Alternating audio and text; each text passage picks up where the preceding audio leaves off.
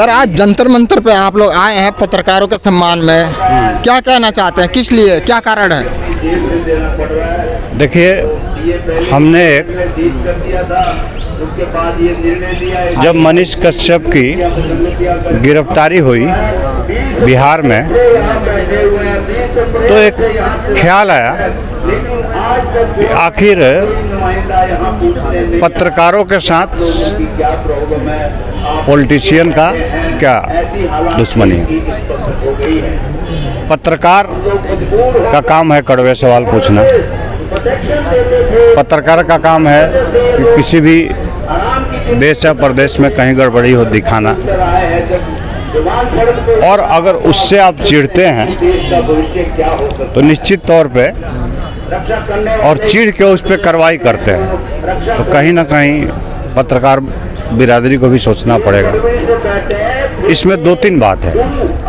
पहला ये कि जब कोर्ट ने आदेश दे रखा है कि आप किसी भी ऐसे व्यक्ति को जो हीनियस क्राइम नहीं किया हो, आपको कोऑपरेट करता हो, उसको आप हथकड़ी नहीं लगा सकते, उसको आप समय देंगे और सम्मान के साथ ले जाएंगे। लेकिन आप उसको ह्यूमिलिएट करने के लिए, बेइज्जत करने के लिए हथकड़ी भी लगाते हैं और बिना हवाई चप्पल का ले जाते हैं, जैसे उसने बहुत बड़ा क्राइम कर दिया हो और बहुत सारी हत्याएं कर दिया हो, या उसका बैकग्राउंड बहुत ज़्यादा क्रिमिनलाइजेशन का हो।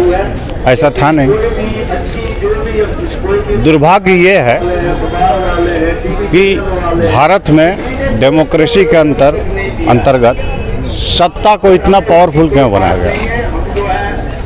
आखिर एक IAS IPS क्यों मजबूर है उनकी बात मानने के लिए? दूसरा, आप चौथे खंभे की बात करते हैं।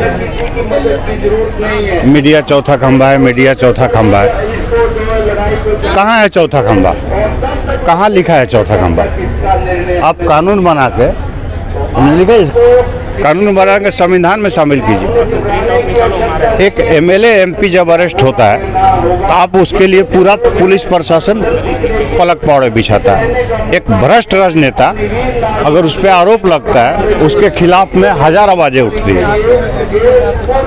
लेकिन एक पत्रकार अगर उसे अपमानित किया जाता है, थप्पड़ मारा जाता है, तो ये बताया जाता है वो घटिया इंसान है, जबकि उसके पास कुछ नहीं होता, वो हवाई चप्पल पहन के घूमता है। यानी एक गरीब जिसके पास कुछ भी नहीं है वो आरोपी है, और जो इस देश को लूट के अमीर बने हैं, तेजस्वी जी मनीष कश्यप में इंटरेस्ट लिए गिरफ्तार करवाया।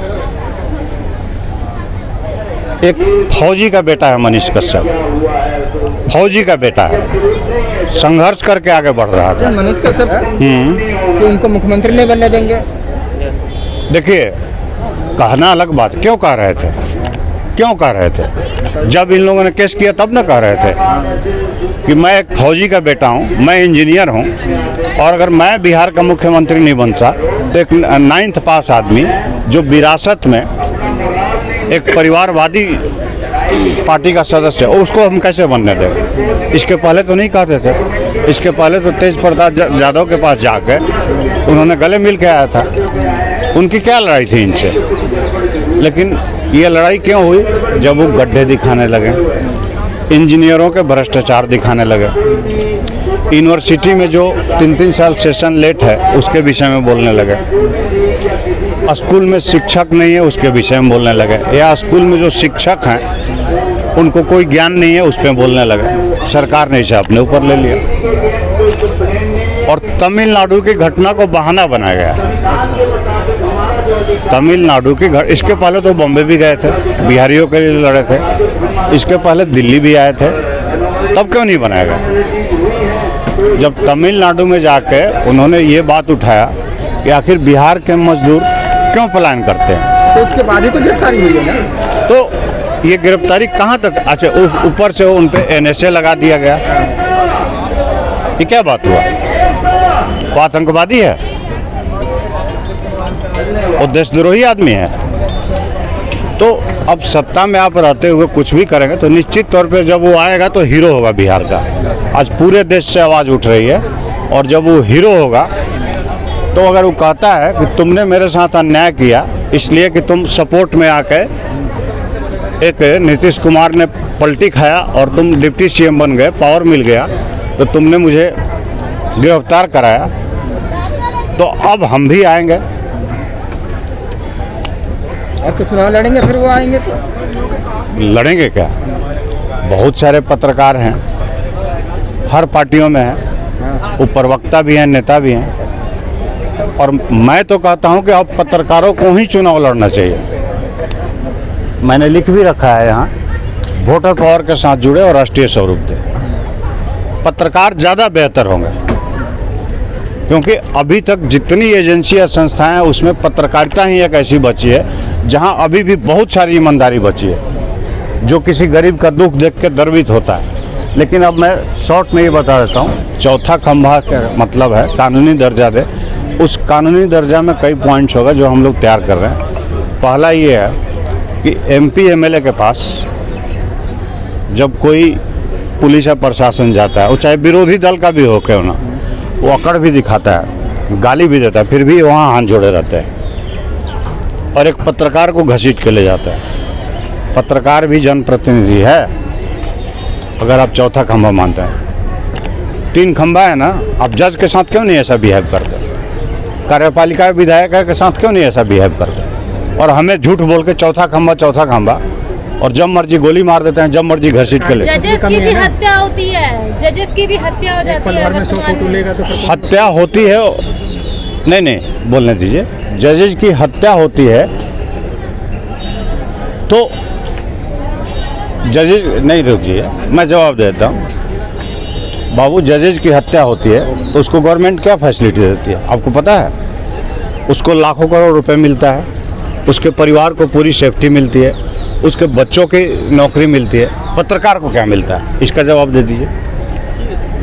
हत्या तो जजेज की भी होती है, बिहार में आईएएस की भी हुई थी, लेकिन उनको पत्रकार जनता के एवज में नहीं बोलता है। यहाँ बड़ी बड़ी सरकारों के मामले में तो फटाफट क्लिक करता है, समाचार लिखता है। कितनी जनता के यहाँ आंदोलन आते हैं, कितने को रिपोर्ट करता है। एका हैं, देखिए आए हैं ये मेन स्ट्रीम में, तो इनको इज्जत दीजिए ना।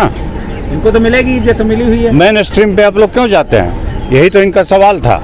पूरे देश में तो मेन स्ट्रीम पहुंच रहा है ना, माल तो देश का नहीं, आप देखिए मेन स्ट्रीम का जो आप बात कर रहे हैं ना, मेन स्ट्रीम को भी हमारे ही लोग, हमारे पोर्टल के लोग ही मदद करते हैं। बाबू, आज वो ये चौथा खंभा की बात मैं इसलिए उठा रहा हूँ कि जैसे और लोगों को सेफ्टी है, अगर पत्रकार की हत्या होती है उसके परिवार को भी सपोर्ट करें, लोग सपोर्ट करें, उसके बच्चों का ध्यान रखें। अभी मैं परिवार के लोग सपोर्ट करें, उसके बच्चों का ध्यान घटने रखें। की चर्चा कर रहा हूँ। एक मिनट रुकिए। मीडिया के माध्यम से एक्रीडेशन में क्या होता है आप लोग भी जानते हैं। आप कर नहीं पाए, आपका एक्रीडेशन बना है? नहीं बना होगा, मुझे भरोसा है नहीं बना होगा, इनका भी नहीं बना होगा। क्यों नहीं बनता? पारदर्शिता नहीं है। जैसे आपने पद्मश्री के लिए खोल दिया ओपन पोर्टल, ऐसे क्यों नहीं खोलते? इसकी लड़ाई है। चौथे खंभे का मतलब हमें कानूनी रूप दीजिए, हमें मजाक में मत लीजिए, हमें कानूनी रूप दीजिए।